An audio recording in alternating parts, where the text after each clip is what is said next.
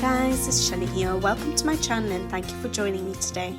Today we'll be looking at a beautiful watercolor set by Lightwish, and it's their 48 watercolor set. We're talking vibrant pigments, stunning transparency, and travel-friendly design. Everything an artist or a colorist could ask for. Plus, I've got a giveaway, not for one, but 2 lucky winners. So stick around till the end of the video and I will share with you how to enter the giveaway. First of all, along with the paints, Lightwish did send me a beautiful artist watercolor sketchbook which has 100% cotton acid-free watercolor paper, which is 300 GSM paper, cold press. It has a beautiful high quality cover, a leather brown cover, and it has ring binding, which I absolutely love. So you can take your pages out, work on them, and then put them back into the little folder. Now, I'm a colorist for coloring books, so I don't use watercolor sketchbooks. However, this has actually made me feel like I really want to try and learn. So I may be using this sketchbook very soon to try out certain techniques. So I am actually super excited with this sketchbook. And just to let you know, they have other colors as well. So you can always check out. All the links will be in the description box below, so you can see which ones you like. If you're someone who likes to do watercolor painting on the go, this is perfect to take along with you. And it's apparently ideal for different paints like watercolor paints, gouache, acrylics. So yeah, those of you who are into paints, this may be something worth trying out. To begin with, I will give you a first impression of these watercolor paints as well as a review of them, and then at the end of the video I will be sharing with you a background in a coloring book that I did with this watercolor set. And I will share a few of my tips, my methods that I use to do backgrounds in coloring books with watercolor paints. Okay, so let's talk first impressions. This set comes in a sleek portable travel case, which is a beautiful pastel purple color, which I fell in love with. I love the color that they've chosen for this metal tin. On the back, it does have a little metal ring to use as a finger holder for those of you who do like to hold your paint boxes or painting tins when you're painting. Inside, you'll find 48 vivid colors, and apparently 39 of them are single pigment, which I did not know what the meaning was. Apparently, it means that they're incredibly pure and ideal for mixing without getting muddy. The product description also specifies that the colors are bright, rich, and super easy to activate with just a little bit of water. Included in the box is a swatch chart, which I absolutely love when they provide swatch charts for us on good quality paper. And we also have a lovely metallic handled brush, which is quite a large brush to be honest, which I think is made from squirrel synthetic fiber. Now, I don't know anything about paintbrushes, so those of you who do will know whether it's good for you or not. But it is quite a large brush for the half pans that we have provided. So more than likely, I will be using a different paintbrush with this paint set. So like I've just mentioned, these are half pans and they are removable from the tin. So you can reorganize them if you wanted. You can include other half pans if you wanted. And each half pan is wrapped with a little piece of paper which has the name and a number for each paint, which I think is brilliant. And then on the side of the pan you can see what it's made from, the color material number or code, the light fast rating, which is great for those of you who want to use it to put artwork up, and the transparency of it. For me, light fastness doesn't matter because I'm a colorist for adult coloring books, and so I use my paints in my coloring books. I do not display any artwork or sell any artwork. When I unwrap my paints, I usually just, if it's possible to, I just stick it back onto the back side of the pan. If I ever needed to know the number or name of the color, I have it on there. However, when I'm swatching out, I will also have the name and number of each paint. It is a little bit fiddly getting these papers off so many paints, but I'm used to it now because a lot of paint sets do come with these little wrappers. The swatch chart provided also provides the code, the name of the color, as well as the number of the color, along with the light fastness and the transparency. So all information is on the swatch chart as well. And the swatch chart is listed in the order that the paints are laid out in the tin, which is super helpful. I'm a swatcher for every medium or every coloring supply that I have, so I love it when the swatch charts are so organized and has all the information on there. Swatching these paints out, you can really see the high pigment concentration. When I swatched them out, I did do a little bit of a gradient to see how intense the color can be straight out of the paint box, and as well as how transparent they actually are, because I like to use watercolor paints in different ways in my coloring books. For backgrounds, I like them to be intense and bold and quite opaque, which you can see that's very achievable.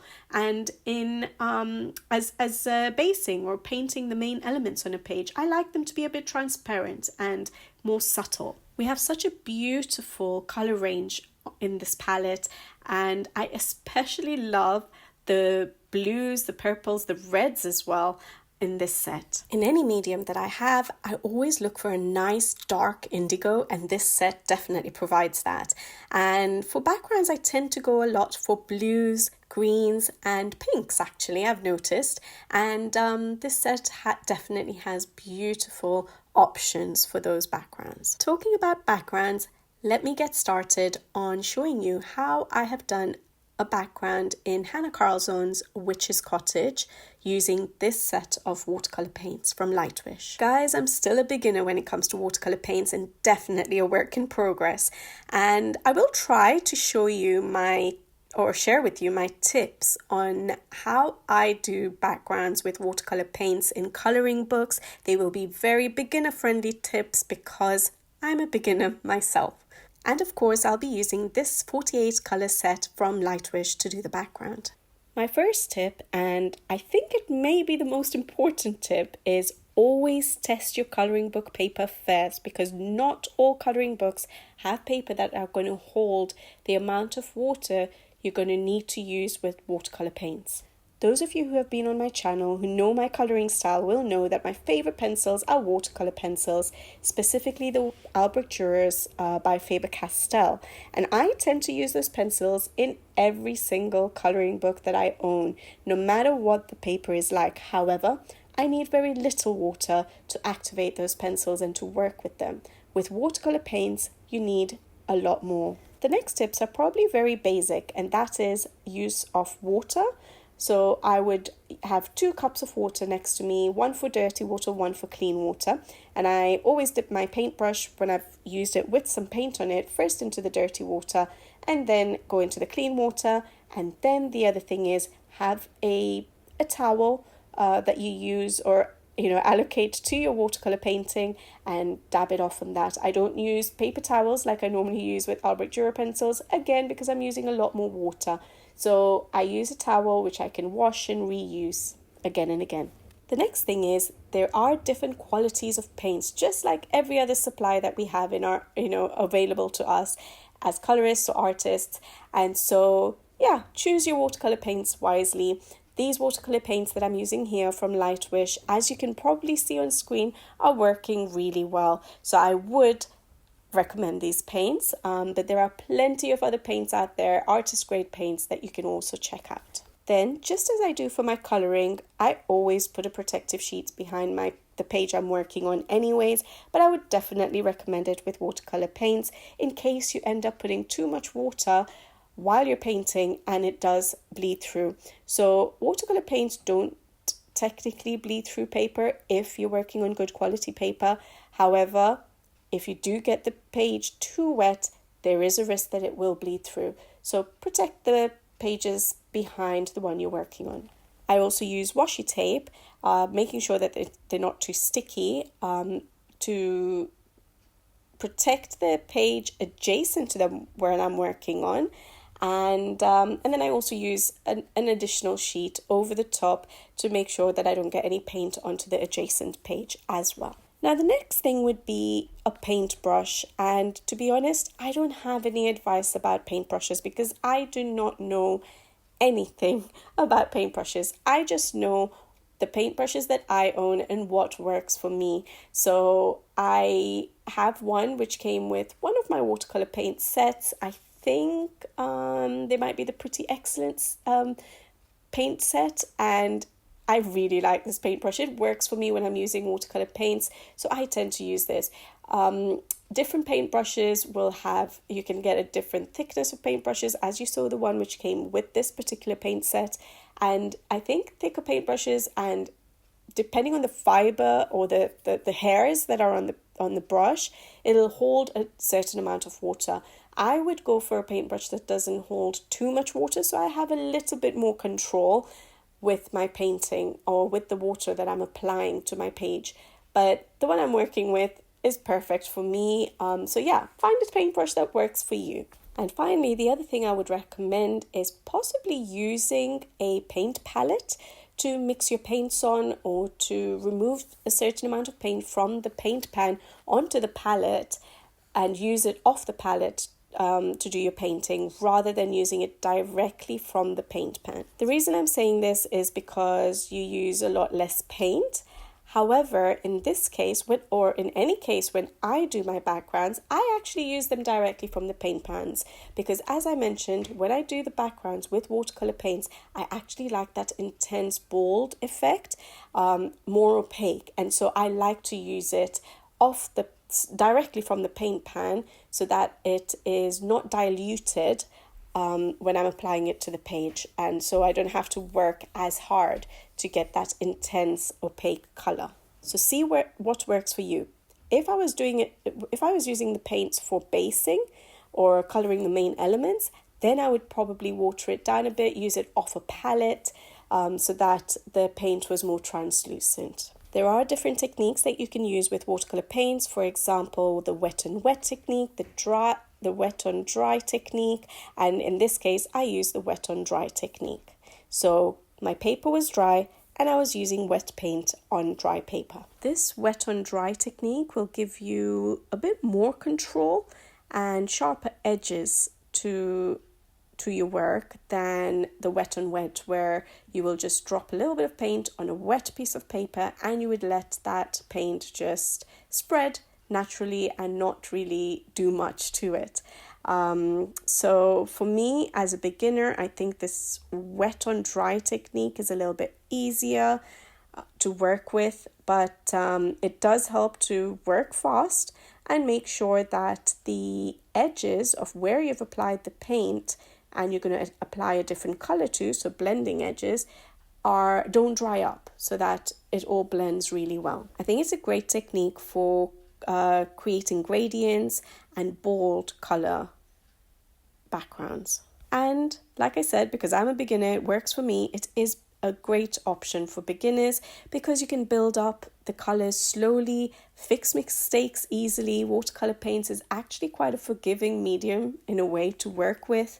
So you can just, like I always say, layer up, work slowly, allow things to dry, go over it if you need to, fix mistakes. I do like this technique, and I think the wet on wet would work really well on more specific watercolor paper than what our coloring books have. So it doesn't always work brilliantly in our coloring books. Now, I didn't do it on this particular page, but like I've discussed before, I do tend to use drawing gum or masking fluid to cover up my main elements on a page to make sure that the color I'm working with, or the medium I'm working with in the background doesn't ruin the main line art. So I do tend to use it especially for distress ink work, and drawing gum is actually for watercolor painting. So you can use drawing gum or masking fluid to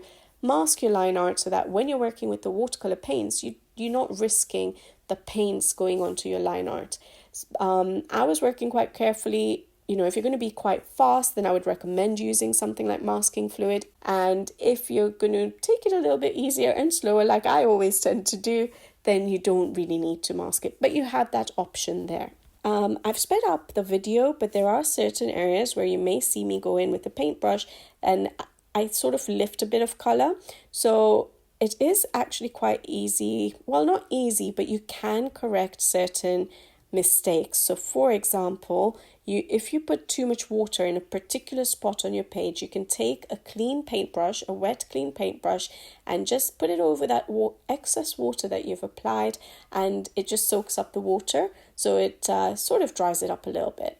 You can also use a clean wet brush to pick up any color that you may have put in the wrong place. So if you do go over the line art a little bit, you can always use a clean wet brush to just get rid of that little bit of color that's gone over the line art. For applying the paints, I usually choose like 3 colors or so, a dark or medium sort of tone and a light tone, and I like to use some metallic or sparkling paint or glittery paint as well in a very light color to help with the blending in the highlight areas or in the areas where I do not want the darkest color, and at the same time give a little bit of shine.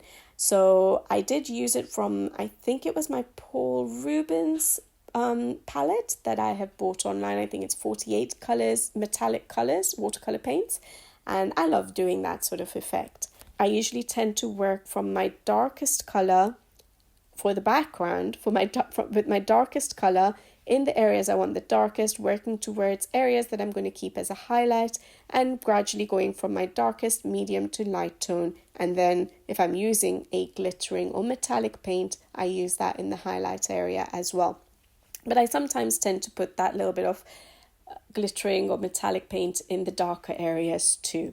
But yeah, I do actually enjoy adding a little bit of sparkle to the background. A lot of times, if the illustration doesn't really have a scene and I do not need to create a sky or a ground, then I tend to go for a very random application of dark and highlight areas, as you'll see on this page. Of course, we're talking about backgrounds. If I was doing basing or other painting, if I was doing more layering up the line art with watercolor paints, then I would work from my light colors up towards my darker colors, because yes, it's very hard to lighten up something that you put down very dark, but when I'm working with backgrounds, I do it the other way around. Hopefully that makes sense. I don't know if it's right or wrong, but that's what works for me, so I'm just sharing what I do. I do show at some point that the paints don't actually bleed through. However, obviously, like I said, if you use too much water in one area, or if you overwork an area which is already wet, yes, the paint can bleed through. So just be careful so that you don't ruin the page overleaf. And that's it really, guys, for backgrounds. I would just say work with a similar color. So I've obviously gone for blues on this particular page. So work with similar colors so they blend easily if you're starting off with watercolor paints.